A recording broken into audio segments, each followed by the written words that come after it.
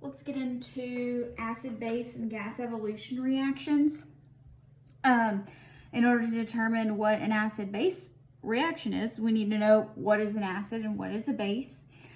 For the purposes of this class, we will be using the simplest definition, which is from Arrhenius, which is an acid is any substance that produces hydrogen ions in a solution.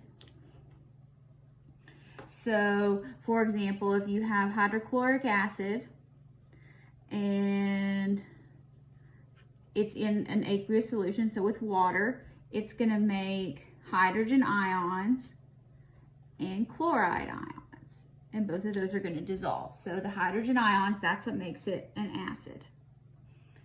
And then a base is going to be any substance that is going to produce hydroxide ions in solution.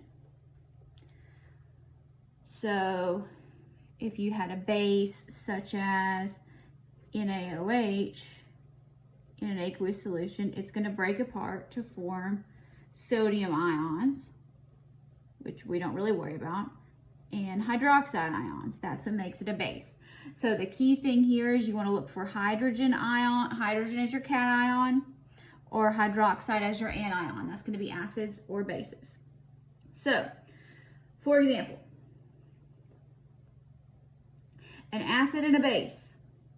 Anytime you mix an acid and a base, you are going to get a salt and you are going to get water.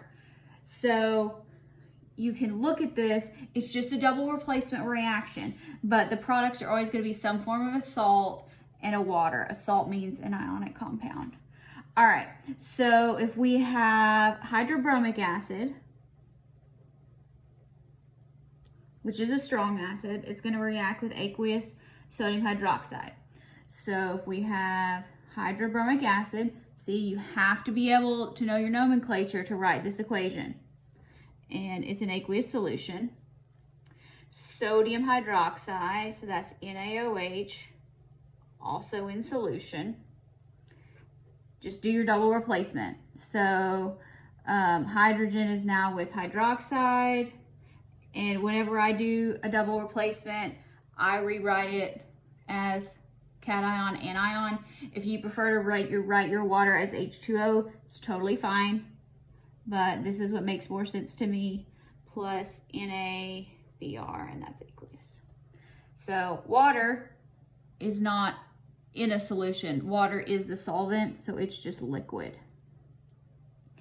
So the net ionic equation, this would be things that actually kind of come out of solution.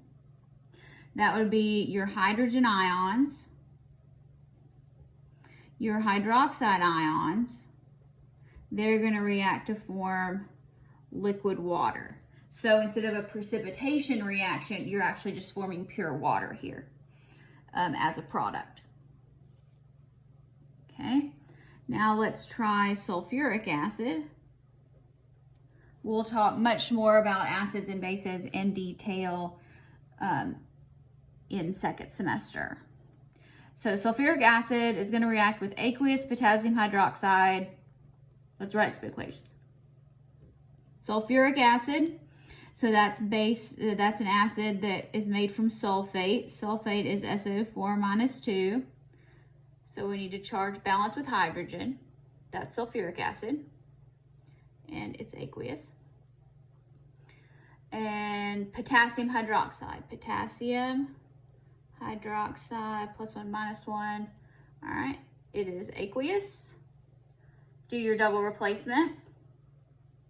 So here you're gonna have, let's go with K2SO4, sulfate's minus 2, potassium's plus 1. That's gonna be your salt, just an ionic compound, plus water, and that's a liquid. All right, so let's balance this. Looks like, see, this is why I write it like this, because see, there's one hydroxide, two hydrogens, one hydrogen, two hydrogens. Okay, 2 potassiums, 2 potassiums, 2 hydroxides, 2 hydroxides. That makes it easier for me to balance. Again, if you prefer to just use H2O, that's fine, but I like to balance polyatomic ions. So net ionic equation, the acid, the hydrogen from the acid reacts with the hydroxide from the base, and we get liquid water. Those are acid-base reactions.